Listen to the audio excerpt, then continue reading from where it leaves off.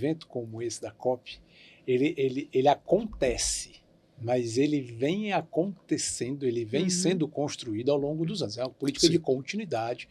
As pautas, elas são avançadas, assim como avançam as políticas e as necessidades e as demandas. Então, quando os países sentam para finalizar uma determinada pauta, onde você vai ter uma discussão que vai tratar sobre o saneamento. Então, ali você vai delinear as políticas que já foram discutidas, debatidas, e colocar dentro dessas diretrizes proposituras para que nos próximos anos sejam cumpridas aquelas metas e sejam estabelecidos determinados caminhos a serem percorridos. Que são passos ousados no sentido de nos colocarmos nessa política. Então, ter uma taxonomia econômica significa que quando alguém for pedir um financiamento no BNDES e usar uma determinada expressão, aquilo está sendo entendido que aquela atividade ela está globalmente e na perspectiva climática adequada. Com essa qualificação, porque eu venço um pouco da minha ignorância, passo a ter uma outra visão sobre as coisas. É sempre muito importante. Imagino que o nosso internauta que nos acompanha também. Foi mais uma edição do programa do Debate Observatório. Eu peço a você que nos acompanhe pelas redes sociais, Arnaldo Santos 1303, ou Observatório com Arnaldo Santos. Contribua, sugira um tema, uma discussão, faça sua crítica, enfim, nos ajude a fazer essa discussão aqui, porque o conceito de observatório visa fundamentalmente isso, olhar todos os ângulos, todos os lados, tudo aquilo que diz respeito aos nossos interesses. Acabei de fazer a minha interligação do esgoto. Vixe, interligação? Pra quê, homem? Xiii, vai dar ruim. Sabia que a falta de ligação de esgoto é uma das maiores causas de doenças e poluição? Se não tiver esgoto ligado à CAGES, o que sai da sua pia e do seu vaso vai largando sujeira e mau cheiro por onde passa. Verifique se a sua rua já tem rede e, se tiver, faça a ligação de esgoto. Esgoto. O trato é ficar ligado. CAGES e Governo do Ceará.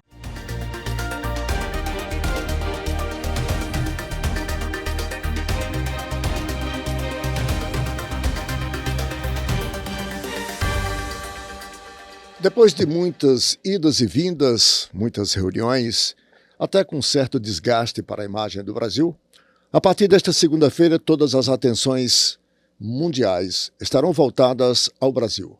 O país vai sediar a 30ª Conferência das Partes da Convenção Quadro das Nações Unidas sobre a Mudança do Clima, ou simplesmente COP30, principal evento internacional.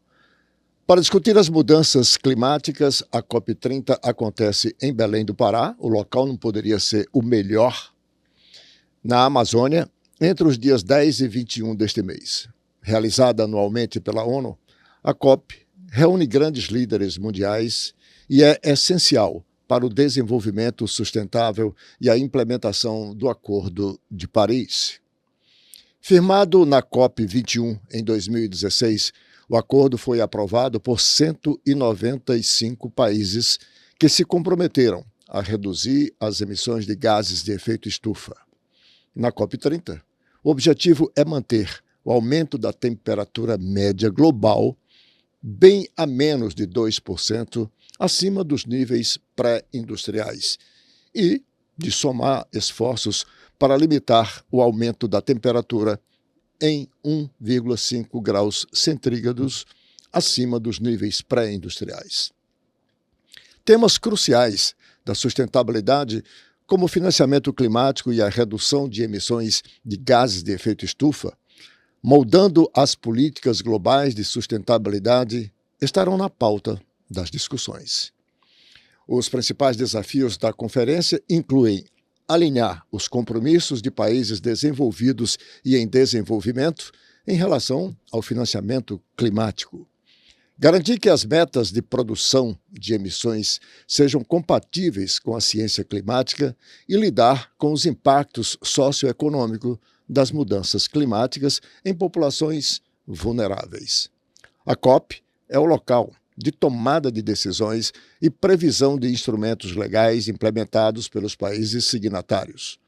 A partir do progresso observado nas medidas de mitigação da emissão dos gases de efeito estufa.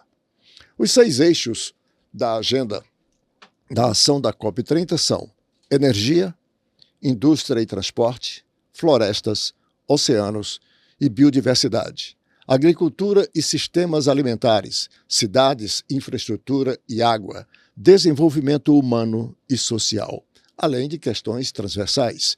Para discutir os temas e as repercussões da COP30, recebemos aqui a Procuradora de Justiça Sheila Pitombeira, doutora em Desenvolvimento e Meio Ambiente e mestre em Direito e Desenvolvimento. Daniel Pagliuca, advogado ambiental e urbanista, doutor em Direito e mestre em Avaliações de Políticas Públicas e pesquisador na área de Direito e Gestão Ambiental. Aos dois, os meus gratos e sinceros agradecimentos pela colaboração, pelo muito que certamente contribuirão para nós entendermos esse tema que, a meu sentir, e se eu estiver errado, por favor, me corrijam, ele está bem distante da realidade das pessoas. Para ser educado com a audiência, nós somos um país de desenvolvimento tardio, ou seja, um país que tem muito a incluir ainda aqueles excluídos, e são exatamente esses que estão na Terra. E são exatamente esses que precisam dessa terra por subsistência, diga-se. Doutora Sheila, eu quero começar com a senhora, obviamente, não podia ser diferente. Qual é a sua percepção? Como é que a senhora traduz a importância da COP30 diante de realidade tão adversa como ainda enfrentamos em nosso país? Eu acredito que a expectativa da COP não seja tão negativa, sabe? Acho que não é um clima de festa, não é um clima de mudanças rápidas e bruscas, mas é um momento de muita reflexão em um contexto globalizado de muitas adversidades ambientais e climáticas. Então, nós tivemos agora um furacão na Jamaica que simplesmente destruiu, né, a vida das pessoas, toda a sua infraestrutura. Tivemos, antes disso aqui no Brasil, no Rio Grande do Sul, aquelas enchentes, só para falar de dois eventos, um dentro do Brasil e um fora. E temos secas, e temos enxurradas, e temos um clima realmente alterado. Então, e temos também gente que duvidam. Pois é, duvidando disso, os incrédulos, né? Isso aí assim, inacreditável, né? Que as pessoas não consigam ver. Quem não vê que o tempo está mudando, né? O tempo climático está mudando, não presta atenção no seu dia a dia, né? Não presta atenção na floração das árvores do seu bairro, não presta atenção na ventania, não presta atenção nas chuvas, não presta atenção no seu cotidiano, que é o do seu dia a dia. Então, essas pessoas estão realmente alheias do mundo terrestre como nós estamos, né? Porque se nós pensarmos, né, a chuva, o modo da chuva, o vento, as árvores, o período de floração, se a gente olhar no seu entorno do seu quarteirão, vai verificar na pele que o tempo está mudando. E é exatamente sobre isso que a COP vai discutir. O tempo está mudando, ele é inexorável, ele não é um tempo assim de dizer, agora vieram os cabeludos, agora a tecnologia que ensina, ele não é um tempo disso, né? É um tempo de toda uma reforma tecnológica, de toda uma mudança de hábitos, mas é notadamente um tempo de mudanças climáticas. Nesse tempo, né, as espécies das quais nós dependemos, elas não têm a mesma condição de adaptação que nós humanos temos. Mas nós estamos nos esquecendo que precisamos de todas elas, né? Todas indistintamente. A propósito, Daniel, a doutora Sheila foi muito feliz quando citou dois eventos extremamente graves, um no Brasil e esse agora internacional. Todos os anos, o Cerrado arde em chamas. São milhares de hectares queimados. Todos os anos. Muito se perde da fauna além da flora. As espécies são simplesmente carbonizadas, todas. Nota-se o esforço dos brigadistas, dos órgãos de meio ambiente para salvar as espécies, enfim, quase que sem condições para fazer. Enquanto o Cerrado pega fogo, a Amazônia é derrubada, desmatada. Não obstante os esforços e os anúncios segundo os quais isso tem diminuído. A COP30 é uma grande oportunidade, pelo menos do ponto de vista da ciência do Brasil, dos brasileiros, se discutir de soluções a gente pode encaminhar para ver se faz pelo menos uma mudança, uma inflexão, para que esses eventos não sejam tão catastróficos como têm sido. Você é um especialista nessa área. Agora mesmo você está envolvido numa luta muito grande para a preservação aqui do nosso maciço do Baturité, um dos resquícios de Mata Atlântica que nós temos ainda aqui. Qual é a tua expectativa? Tu és otimista como a professora Sheila? Muito obrigado pelo convite, Arnaldo. Mais uma vez, uma honra estar aqui com a professora Sheila também, uma pessoa muito significativa na minha carreira ao longo desses anos todos. Aprendi muito com ela. Queria agradecer e pontuar esse momento muito feliz. A COP... Ela é responsável por ter lhe colocado, né? Sim, com certeza, e ter encaminhado nesse caminho tão maravilhoso que é esse desafio do direito e das questões ambientais. Porque eu digo sempre, acho que é uma coisa que a gente aprende, eu aprendi muito com a questão do direito ambiental, é que a gente sempre tem que ter...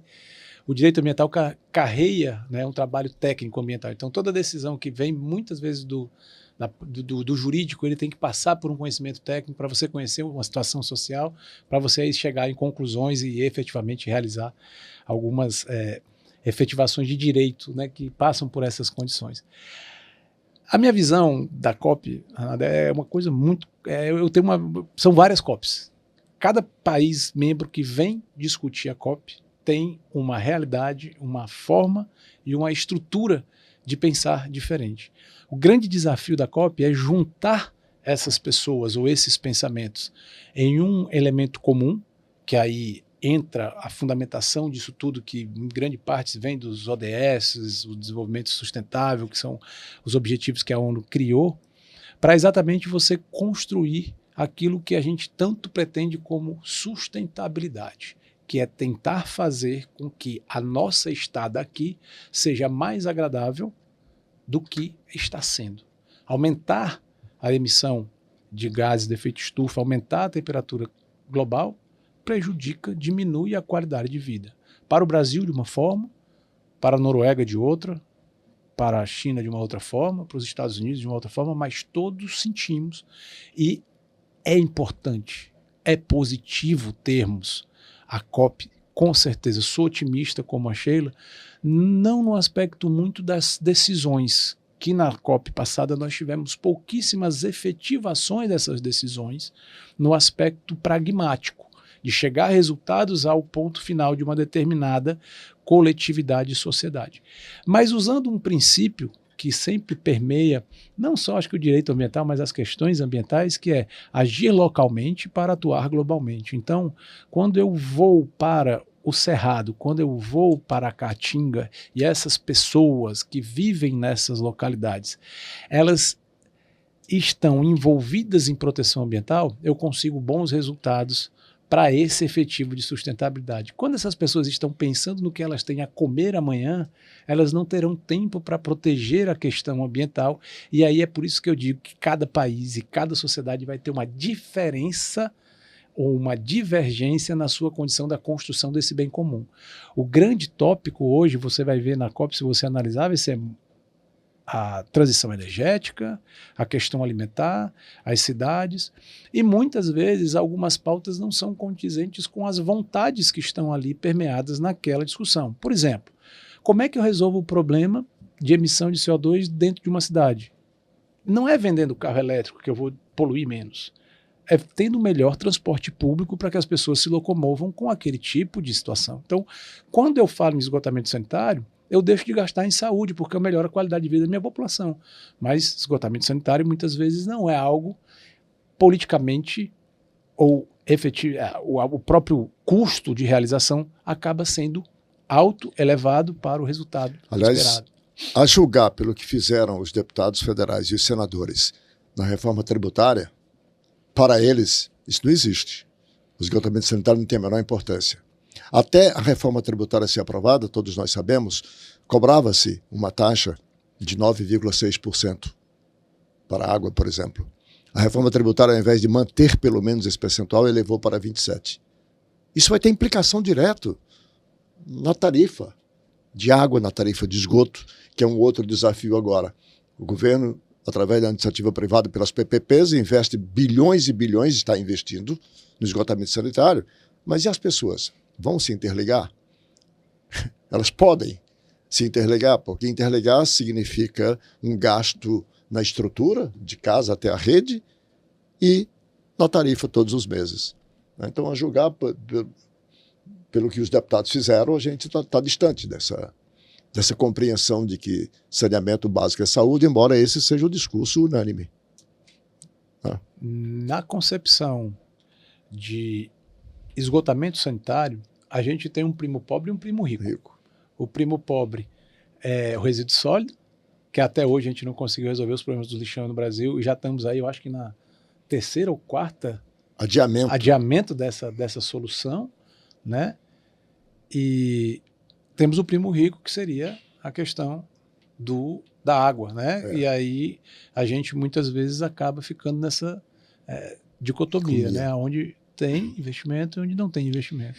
A propósito, professora Sheila e professor Daniel, eu me recordo aqui do ano, vou me permitir retroagir um pouco aqui, a história recente, 1997, Tratado de Quioto. Redução, pela primeira vez se estabeleceu metas para redução da emissão de gases de efeito estufa, né? E foi quando se ouviu falar no crédito carbono. Claro que é importante isso, mas está distante da realidade, repito, um país como o Brasil, imagino que mutatis mutandis, a África, enfim, outros países do Oriente Médio também, pela própria situação geográfica. Cumprimos as metas, professora Sheila, de Quioto? O protocolo de Quioto, ele veio depois em 1992, antes da conferência das Nações Unidas, da chamada ECO 92, iniciou-se essa discussão sobre a questão do clima com a Conferência das Partes. O protocolo de Quioto é um desdobramento desse cenário de 1992, né? No início, você tinha um prazo dos países aderirem, ratificarem, e agora você pode, os vários países podem aderir e participar desse contexto das COPs. E o protocolo de Quioto, qual foi o grande embaraço? É você estabelecer uma norma, uma regra de redução de emissão que seja para todo mundo. Vamos dizer assim, a grande jogada do Acordo de Paris, que é o que vai ser reavaliado agora nessas metas, na COP30, foi exatamente você estabelecer o seguinte: olha, o problema climático existe, nós precisamos reduzir essas emissões, nós precisamos parar de jogar CO2 na atmosfera, mas vamos fazer o seguinte: cada país tem, como foi lembrado pelo Daniel, tem a sua realidade. Então, cada país vai apresentar as suas condições para o que vai fazer para reduzir essas emissões. Então, se compararmos 1997 com o período agora de 2025, essa evolução de consenso entre as nações, ela é um ganho muito positivo, porque todo mundo tem que reduzir essas emissões, mas cada um vai fazer dentro da sua realidade. Então, qual é a realidade brasileira? Na realidade brasileira, nós podemos reduzir imensamente o desmatamento, podemos, em algumas áreas, produzir reflorestamento, né, associado à política da redução da questão energética, da produção de CO2. Então, nessa perspectiva, se cada país olhar a sua demanda, a sua estrutura e manejar como vai fazer essa redução, Quioto fica num processo de evolução muito positivo, nesse sentido, Tudo. certo? Nesse contexto. Então, assim, não é que a gente esqueceu lá e não aconteceu. É um processo de evolução a conferência da convenção foi, acho que em maio, em Nova York, na sede, e aí ela foi apresentada na Conferência do Rio, em junho. Em 94 foi um prazo que ela começou vamos dizer assim, estava valendo. Em 97 foi o dos créditos, né? Foi do crédito de carbono, e que não houve muita adesão, e aí veio, por isso que o Acordo de Paris é tão falado. É porque no Acordo de Paris você diz, bom, como é então que a gente consegue resolver isso? Consegue resolver cada um fazendo o seu compromisso nacional. É nesse contexto que estamos agora. O Acordo de Paris certamente vai balizar a COP30, né? De alguma forma, mas é bom também lembrar que o Acordo de Paris não foi unânime, ele saiu, mas teve muita resistência por parte de alguns países. Daniel, ok, vamos compatibilizar as necessidades e as condições de cada país e vamos chegar aqui a esse acordo. Mas, ao final e ao cabo, precisa de uma coisa chamada financiamento. Ainda que aceitemos as condições de cada um dos países, e a doutora Sheila citou muito bem o nosso caso aqui no Brasil, né? Que cada um tenha, com base na sua realidade, e está certo, a expectativa é conforme a sua realidade. Quem vai financiar? Haverá consenso entre aqueles que podem mais para financiar os que não podem? Porque não é nem uma questão de poder menos, é não poder, simplesmente. Arnaldo, só complementando o que Sheila colocou, que eu acho que é fundamental, tem os MDLs, né, chama Mecanismo de Desenvolvimento Limpos, eles foram lá em Kyoto programados. Mecanismo de Desenvolvimento Limpo. Isso, eles foram programados para quê? Para os países mais ricos financiarem projetos mais pobres para diminuir a emissão de CO2. Por que a gente fala de crédito de carbono? Porque o carbono ele foi colocado como uma medida para que você possa saber que aquele é o elemento. Aí cada gás que você evita ir para a atmosfera, então você acredita naquela condição. E isso ficou muito bem acertado nesse primeiro momento, mas acabou não sendo realizado. E aí quando chega... Porque fica difícil a auditoria de você conferir efetivamente se aquilo que você está dizendo que está pagando é o que está sendo correspondido com a captura. E foi isso que foi discutido em Paris, que deixou exatamente essa... vamos assim dizer, como vamos continuar a resolver ou ponderar essas situações. Na COP30, que nós chegamos agora com, mais uma vez, né, quem vai financiar ou quem vai... já houve a proposta de abertura do fundo, né, Fundo para a Compensação das Florestas, e a ideia é como isso vai ser, eu não diria monetizado, mas a questão de como isso vai ser realizado no sentido de construção dessa função que é o quê? Manter, através de políticas públicas, a condição e a meta que se busca desse elemento que seria o quê? A proteção ambiental na não elevação da temperatura global. Mas a capacidade de mensuração dos créditos, da emissão, vezes crédito, já foi solucionada? Já se tem hoje, cientificamente, essa condição? Para evitar essa... Tem-se a média de quanto você está emitindo e quanto você não está emitindo. A questão do crédito, do crédito de carbono, quanto você paga ou não, essa ainda tem alguma discussão. O Brasil, eu acho que foi agora, em 2023, o Brasil criou uma comissão no Ministério do Meio Ambiente e da Mudança do Clima para trabalhar uma taxonomia que seria uma taxonomia justamente voltada para a perspectiva do desenvolvimento. Então, isso para evitar que eu diga uma expressão, por exemplo, greenwashing. Então, que eu estou dizendo que estou produzindo, capturando CO2, mas na verdade eu não estou. Estou como se fosse uma lavagem de dinheiro, sendo que é uma lavagem no CO2. Green exatamente nesse sentido, greenwashing. Eu estou lavando, dizendo que isso aqui que está verde, mas na verdade a produção não está ambientalmente adequada. No caso do Brasil, e esse é um dos pontos positivos do Brasil na COP, é que alguns passos nós já começamos a realizar, que são passos ousados, no sentido de nos colocarmos nessa política. Então, ter uma taxonomia econômica significa que quando alguém for pedir um financiamento no BNDES e usar uma determinada expressão, aquilo está sendo entendido que aquela atividade ela está globalmente e na perspectiva climática adequada. Eu vou fazer o nosso primeiro intervalo. Antes, deixa eu colocar aqui uma nota de utilidade pública.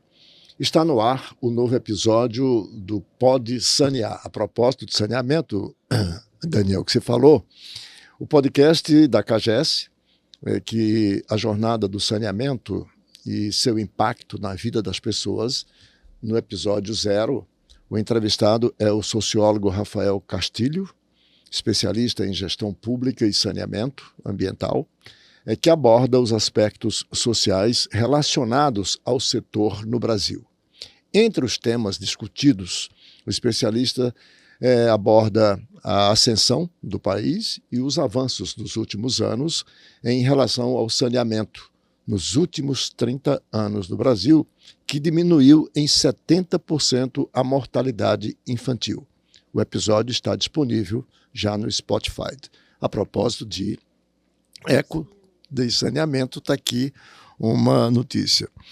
A revista Mais Nordeste, da edição passada, trouxe inclusive um estudo de 3 colegas pesquisadores da Fundação Getúlio Vargas, a propósito de redução de mortalidade infantil, que mensura a gestação de mulheres em ambiente saneado, o desenvolvimento do feto daquela criança, o desenvolvimento cognitivo na primeira infância e os impactos disso para as mulheres gestantes e os nascituros no ambiente não saneado. A diferença é assim, o índice de mortalidade das mães gestantes é muito maior, ou as crianças nascem com um peso inferior, com um tamanho inferior. É impressionante a importância, o impacto positivo do saneamento nesse aspecto que se está olhando agora, para poder cientificamente a gente mensurar os dados. Vamos fazer um intervalo e já voltamos na sequência discutindo a COP30.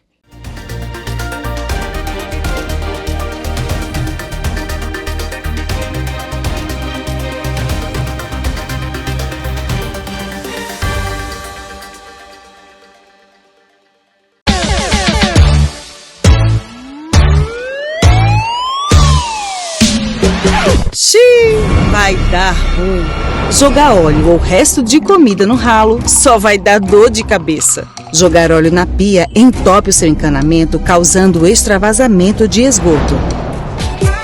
Faça o descarte de óleo corretamente. Esgoto. O trato é ficar ligado. CAGES e Governo do Ceará.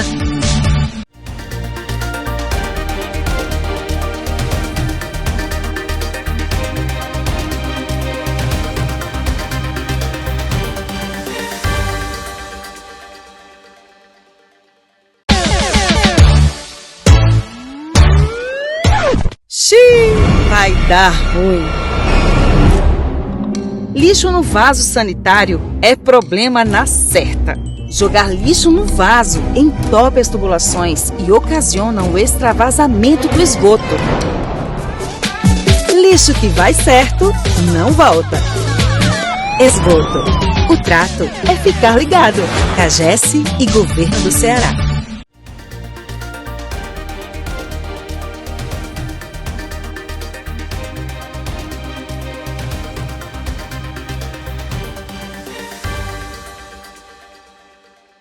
Estamos de volta com o nosso observatório, esse lugar de fala em que a gente busca observar sempre os temas da maior relevância para a sociedade. A COP30 certamente é um tema de relevância para a sociedade mundial, global, não é só aqui para o Brasil e para o Ceará. E eu quero aqui, a partir de agora, se me permitirem, para que vocês possam discutir aqui, trazer alguns dos temas. A linha temática é muito ampla, é muito grande, mas, por exemplo, temas de adaptação: cidades, infraestrutura, água, resíduos sólidos, não é? Governos locais, bioeconomia, economia circular, ciência e tecnologia, inteligência artificial. Vamos ficar só na bioeconomia aqui e ciência e tecnologia aqui. Uma temática extremamente ampla em todos os seus aspectos. Como é possível se discutir uma temática como essa? Tudo bem que são 2 dias, 10 e 11, depois 12 e 13, e se chegar a uma conclusão com base no que a professora Sheila me lembrou bem, da realidade adversa de cada um dos países envolvidos. Daniel, é possível ter uma discussão objetiva que resulte em algo que, repito, guarde relação direta com a realidade, não fique só no academicismo? Eu acho que é importante a gente pontuar que um evento como esse da COP, ele acontece, mas ele vem acontecendo, ele vem sendo construído ao longo dos anos. É uma política de continuidade. As pautas, elas são avançadas, assim como avançam as políticas e as necessidades e as demandas. Então, quando os países sentam para finalizar uma determinada pauta, onde você vai ter uma discussão que vai tratar sobre o saneamento. Então, ali você vai delinear as políticas que já foram discutidas, debatidas, e colocar dentro dessas diretrizes proposituras para que nos próximos anos sejam cumpridas aquelas metas e sejam estabelecidos determinados caminhos a serem percorridos. Então, os diálogos diplomáticos, todas as estruturações de um evento como esse, eles vêm sendo realizados ao longo desse tratamento, que é o quê? Que é o início dessas discussões. Até se a gente falasse nesse primeiro Estocolmo, lá em 72, a gente já teve essa primeira discussão onde se planta essa ideia, né, da questão do debate ao redor das questões ambientais. E, claro, até de lá para cá mudou, né? Porque antes você tinha a questão muito mais voltada para a ecologia e tal, e hoje você fala que a sustentabilidade, a questão da inserção do ser humano dentro dessa questão. Então, todas essas pautas, elas são trazidas. Você, por exemplo, tem países que não têm educação, tem um problema ainda de educação infantil, e você tem países que já evoluíram para esse problema, já não é uma realidade social. E outros países que você tem 100% de saneamento, e outros países que você tem, né, 10% de saneamento. Então, para você chegar numa condição como essa, quem financiará, quem entrará com a execução disso tudo? E é aí na COP que você vai também, né, encontrar oposições, situações opostas, interesses, por exemplo, de indústrias petroquímicas contra, por exemplo, o advento das energias renováveis. E aí você vai discutir para que você possa construir, não um consenso. Eu não entendo que a COP ou a discussão dessa condição chegue a um consenso. Ele chega a um objetivo comum, que é exatamente como nós vamos caminhar para isso. O comum é porque a grande maioria vai escolher que aquilo aconteça. Alguns países já se retiraram de acordos da França, por exemplo, quando a gente teve essas situações, mas o mais importante é que isso chegue lá no Cerrado e lá na Caatinga, daquele que efetivamente tem que exercer a sua função. O Brasil, por exemplo, hoje, a gente tem uma legislação que foi difundida nos estados, que é o pagamento por serviços ambientais. Propriedades que são destinadas a receber recursos porque estão protegendo o meio ambiente, ou seja, atividades que são financiadas para essa condição. Isso é discutido na COP e depois repassado até que chegue nas políticas públicas em cada um desses países. Então, isso vem sendo construído ao longo dos anos. É um processo de evolução. Eu insisto em trazer a discussão para o plano da nossa realidade. Olhemos aqui para a Amazônia, as populações ribeirinhas. Qual é a atividade econômica daquelas populações? O açaí. Vou pegar aqui o de maior visibilidade, até porque ganhou aí o mundo, né? Essas populações que sobrevivem e subsistem da produção do açaí, elas, obviamente, que têm o manejo da terra ali, e até admito que, com o auxílio da Embrapa, enfim, dos técnicos, tem feito esse manejo de forma adequada. Mas essas pessoas estão lá, e nem todas estão incluídas nesse aspecto. A maioria continua à margem disso aqui. Como equacionar, professora Sheila, como evitar que o homem queime o cerrado, faça lá a sua broca, né? O nome é esse, broca, queime ali para poder plantar um milho, um feijão, Se ele está fora, se ele está excluído. Exatamente. E depois que pega fogo, para apagar. Acabou. Exatamente essa é a questão quando você vai abordar cada uma dessas temáticas, qual vai ser a política federal, né, a política que o Estado brasileiro vai adotar e como essa política vai se efetivar em cada estado, em cada lugar. Então, se você tem determinadas posturas, condutas de manejo de terra que sejam degradadores, como tocar fogo para poder limpar a terra, há de se criar uma estrutura de acompanhamento para novas metodologias de manejo da terra, né? Ontem estava vendo uma matéria sobre poluição e hoje o grande problema de poluição atmosférica que trata para todo mundo, sobretudo de áreas vizinhas às áreas urbanas, são exatamente esses incêndios, essas queimadas grandes, porque o ar poluído ele é muito nocivo. Então, você tem as pessoas que estão ali respirando, né, aquele gás carbônico tocado fogo, e tem também o efeito da terra. Então, nesse contexto, a Amazônia ela é um lugar especial, de especial atenção, como demais os outros biomas, mas no caso das áreas degradadas e desmatadas, serão áreas que merecerão um reflorestamento ou uma atividade de agricultura, de agroagricultura para as comunidades ribeirinhas. Isso há de ser analisado tecnicamente, cientificamente. Qual vai ser o melhor ponto de cada área, nesse sentido, que você vai poder viabilizar a inserção dessas comunidades. Então, aí eu acredito que há de se ter um estudo muito nesse contexto. Porque se você desmatar, o efeito do desmatamento sobre a própria Amazônia e sobre o reflexo climático das chuvas no centro-oeste do Brasil, ele é muito grave, né? Então, se você não afeta só a Amazônia. Então, esse levantamento, e hoje, por que eu acho que eu fico, de certa forma, esperançosa? Porque você tem muita tecnologia para viabilizar isso. Você pode pegar imagens de satélite, você pode pegar imagens de drones para verificar, você pode estudar a terra e verificar aquela área que a possibilidade de reflorestamento, a possibilidade de você fazer cultivos associados. Então, hoje se tem muita tecnologia para várias questões. Eu acho que o grande embaraço de todo esse contexto é, na cidade ou no campo, nós continuarmos a pensar um modo de consumo que é insustentável.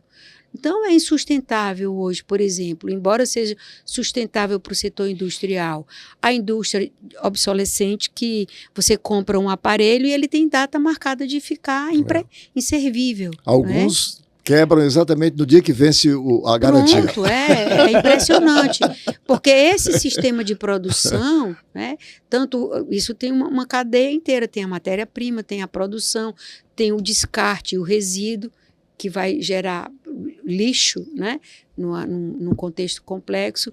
Então, esse cenário aí é um cenário que você vai mexer com segmentos industrializados muito poderosos. É nesse contexto aí que é mais complicado, penso eu. Eu vou sair da Amazônia e vou vir aqui para Caatinga, para o Nordeste, né, e para o Cerrado, que nós passeamos um pouco por ele, para um dos grandes que não se está dando devida atenção, pelo menos a meu sentir, para um dos grandes problemas no futuro bem próximo, que chama-se desertificação.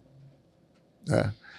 E eu não estou vendo, por exemplo, as instituições creditícias, Banco do Nordeste, BNDES, discutindo, por exemplo, a emissão de títulos para recuperar essas áreas degradadas, e poderia ser, isso é um grande negócio para essas instituições, chamar o título de reflorestamento, sei lá do quê. E a desertificação está acontecendo. Se nós olharmos aqui o sertão dos Inhamuns, do Ceará, só para ficar aqui na nossa realidade, da mesma forma, se nós olharmos o Cerrado, no Brasil Central, a gente está na cara. Olhos nus, como se diz, Daniel. E aí? Por que essa discussão é o que eu chamo de discussão na realidade, no contexto em que nós estamos vivendo? Ela não está na mesa, não está pautado. Eu queria fazer uma ponte ali. Eu vou falar um pouquinho mais, o pessoal mais novo que nos ouve não vai lembrar um pouco desse momento, mas eu vou fazer uma ponte da Amazônia para essa Caatinga, porque bioma. Naquela região do Acre ali a gente teve muita migração dos cearense, era. Marina Silva, a família dela, Em inclusive. todo lugar do Acre tem alguém que é filho, neto, sobrinho de cearense. Ficou conhecido o chamado soldado da borracha, né? E nós tivemos o cearense. Chico Mendes. Chico Mendes, em 88, foi assassinado, e tem um livro que eu li que falava sobre ele, chamou O Empate de Chico Mendes. Né? O empate esse termo empate era quando eles iam ficava empatando ali. Ó. Isso, exatamente. E em algumas entrevistas, eu assisti algumas coisas relacionadas ao Chico Mendes, era engraçado que ele era perguntado, ele era uma pessoa muito simples, ele era um seringueiro. Né? E aí então ele explicava que muitas vezes ele estava protegendo a profissão dele, o empoderamento dele, porque uma seringueira de pé significava a produção que ele tinha para a vida dele. Depois, em 2000, dele. A gente tem a criação de uma legislação brasileira que cria as unidades de conservação, chamado Sistema Nacional de Unidade de Conservação. E uma das unidades de conservação chama-se RESEX, que é Reserva Extrativista, exatamente para essa comunidade, ela poder extrair dessas localidades a sua sobrevivência. Então, Chico Mendes foi um grande exemplo de que o empoderamento de uma coletividade por uma determinada atividade pode representar a manutenção de uma floresta em pé. Trazendo isso para uma realidade, como você colocou, plausível aqui, em que você tem uma desertificação, a desertificação ela tem duas características bem claras. Geralmente ela acontece por condições naturais catalisadas por situações antrópicas, ou seja, você tem situações em que você pode ter uma certa sensibilidade ambiental, mas em que a atividade humana pode prejudicar essa condição. Eu não consigo me lembrar o nome, mas a maior área desertificada, né, que foi desertificação antrópica no mundo, ela aconteceu numa região da Rússia, quando houve o desvio de um determinado rio para se plantar algodão para fazer, naquela época, o fardamento do exército russo. Né? E aí quando era uma região de tecelagem muito desenvolvida ali. Quando houve esse desvio, aí depois o recurso hídrico secou, e quando secou, no fundo dele não tinha o que nascia. Né? Então a desertificação trata disso. As unidades financiadoras, Banco do Nordeste, essas atividades, eu trabalho um pouco nessa parte ambiental, eu consigo observar que hoje eles fazem uma exigência significativa, por exemplo, na questão do licenciamento ambiental de qualquer projeto que eles financiem. Isso é importantíssimo. Por quê? Porque sem esse financiamento a atividade não sai. E aí ele obriga, por exemplo, em qualquer tipo de atividade, sejam as mais complexas ou as mais simples, que tenha a autorização ambiental do órgão ambiental. Então isso está hoje no checklist dessas instituições, que é extremamente importante. Ao passo em que eu tiver propriedades, como a gente tem hoje uma legislação estadual que trata sobre as questões dos serviços ambientais, em que se eu tiver, por exemplo, produzindo mel, onde eu posso polinizar mais reflorestar mais aquela propriedade, eu poderia estar sendo beneficiado com crédito ou com um crédito mais barato, para que eu possa desenvolver essa atividade, não como um greenwash, como a da Sheila colocou, mas como realmente vendendo um produto que é organicamente sustentável, que está reconstruindo a floresta. Agregado. Exatamente. Que é aferível, né? É mensurável. Consegue aferir essa potencialidade. De forma que eu construo políticas públicas a partir do quê? Dessas iniciativas. Mas não adianta eu querer, muitas vezes, ou desejar que essas políticas sejam construídas em esferas federais, enquanto que nas localidades é onde você faz efetivamente as proteções do meio ambiente. Então, por exemplo, a gente fala de um mercado muito significativo. O agro, no mundo, é um mercado gigantesco e absolutamente voltado às suas vontades. A partir do momento que você falar para as pessoas não comerem mais um tipo de alimento, aquele mercado ele vai se proteger. Então, como é que nós nos protegemos dessa estrutura? Ou regulo, coloco determinadas possibilidades ou não de comer mais, comer menos, até a tributação. Um exemplo muito claro foi a questão do cigarro. Né? A gente teve a tributação, foi lá para cima para você evitar que as pessoas fumem, né? Essa questão. Então, a alimentação hoje ela é responsável por grande parte da água do mundo. E quando você olha, por exemplo, para a produção de proteína animal, que o Brasil está aí despontando, abastecendo o mundo inteiro. Tem uma coisa que me chama a atenção e que eu não consigo entender. É como que um setor tão pujante, vou usar essa expressão aqui, ainda hoje é subsidiado pelo governo. Por quê? Veja bem, a produção de proteína animal é hoje na pauta, quando se discute meio ambiente, como um dos problemas mais graves, porque você desmata para poder dar lugar ao boi, né? A produção da ração, os campos, para que o boi possa se nutrir rapidamente e ganhar valor para o mundo inteiro. Então, esse setor é subsidiado. São 376 bilhões ano para o agrobusiness. Isso é uma contradição. Num país que não consegue proteger suas florestas, que eu tenho dificuldade de entender. A senhora entende, professora Sheila? Eu não consigo entender como tanto desmatamento não consegue ser friado exatamente de algumas atividades dessa forma. Então, isso volta a uma questão que é por isso que eu digo que essa é a parte mais difícil de todo esse contexto de mudanças climáticas. É o setor produtivo que sempre quer avançar de produzir mais e de vender mais.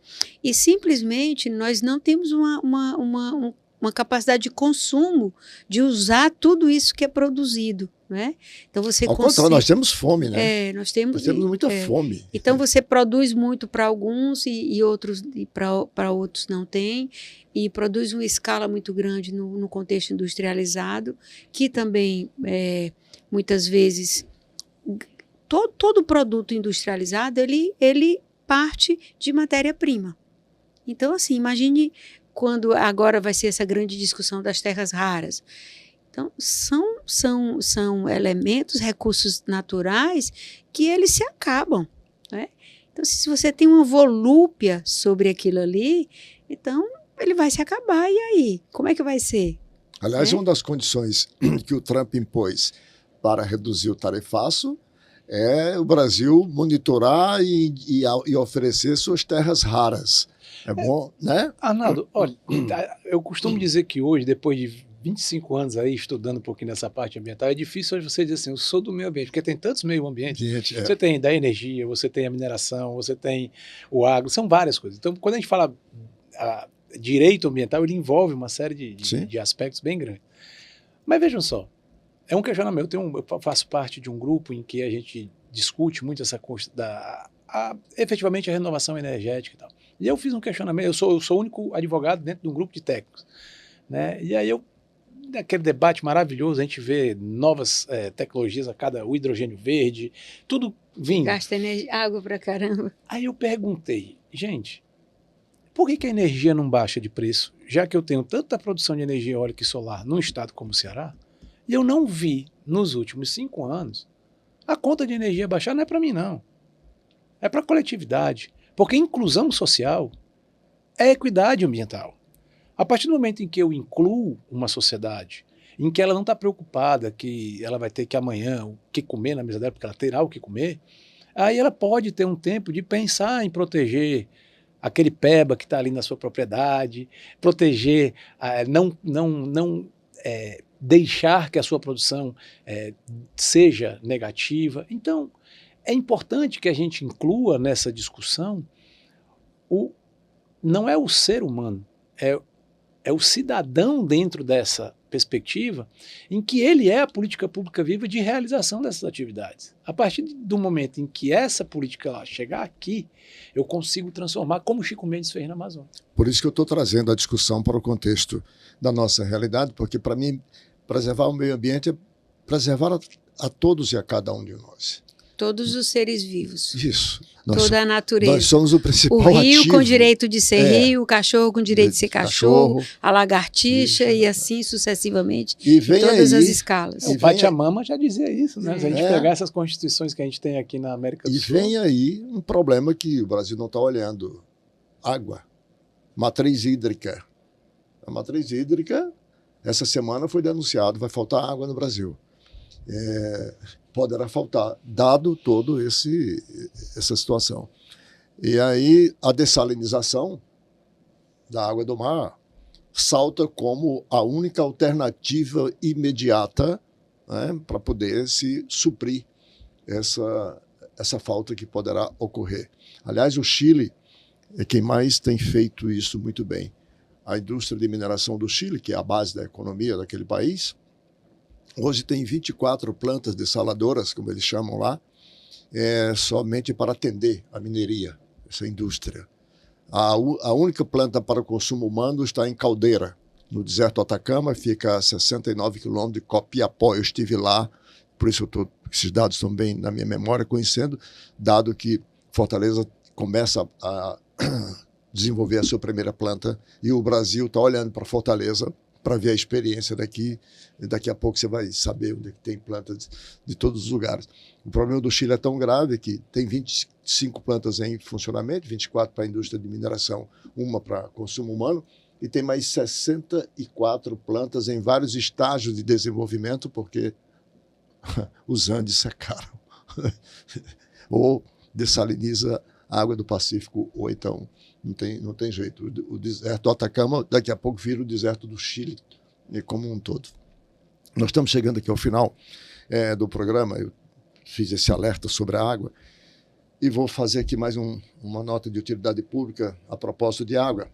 A CAGES concluiu uma obra de substituição de 9 quilômetros de adutora de água bruta, que está cada vez mais, como é que eu diria, comprometida a sua qualidade. Água bruta do açude de Gameleira, a principal fonte de abastecimento do município de Itapipoca, com investimento na ordem de 15 milhões de reais. A melhoria visa a redução de ocorrências de rompimentos de tubulação, desperdício de água e comprometimento do abastecimento da população daquela região. A água bruta, que é essa água que vem dos rios, que vem dos açudes, que é tratado. Nós, quando abrimos a torneira e temos uma água tratada, a gente não imagina o pretérito. Hoje, uma companhia como a CAGES, eu diria que é a principal indústria de transformação do estado do Ceará, como são as companhias de água e saneamento, porque a água bruta está cada vez mais poluída, portanto, exigindo mais química, mais tratamento, outros elementos para poder atingir a potabilidade e exigência do Ministério da Saúde. Doutora Sheila, muitíssimo obrigado pela sua sempre rica contribuição nas nossas discussões. Eu que agradeço, fico muito honrada de participar desse debate com você e com o Daniel. Muito obrigada. Daniel, saiba que vocês serão sempre convocados aqui, principalmente agora, depois da conclusão da COP, tá? Nós vamos ter desdobramentos. Amado, muito obrigado, um prazer estar aqui, participando também com a doutora Sheila, e que a gente possa contribuir com esse debate, cada vez mais ampliar, né, esses horizontes das questões ambientais de forma sempre com um olhar bem holístico e amplo sobre todos esses temas e temáticas importantíssimas. E como nós temos sempre o compromisso em dar essa contribuição, eu, por exemplo, fico extremamente gratificado quando deparo diante de dois debatedores com essa qualificação, porque eu venço um pouco da minha ignorância, passo a ter uma outra visão sobre as coisas. É sempre muito importante. Imagino que o nosso internauta que nos acompanha também. Foi mais uma edição do programa do Debate Observatório. Eu peço a você que nos acompanhe pelas redes sociais, Arnaldo Santos 1303, ou Observatório com Arnaldo Santos. Contribua, sugira um tema, uma discussão, faça sua crítica, enfim, nos ajude a fazer essa discussão aqui, porque o conceito de observatório visa fundamentalmente isso, olhar todos os ângulos, todos os lados, tudo aquilo que diz respeito aos nossos interesses. Até lá, muito obrigado.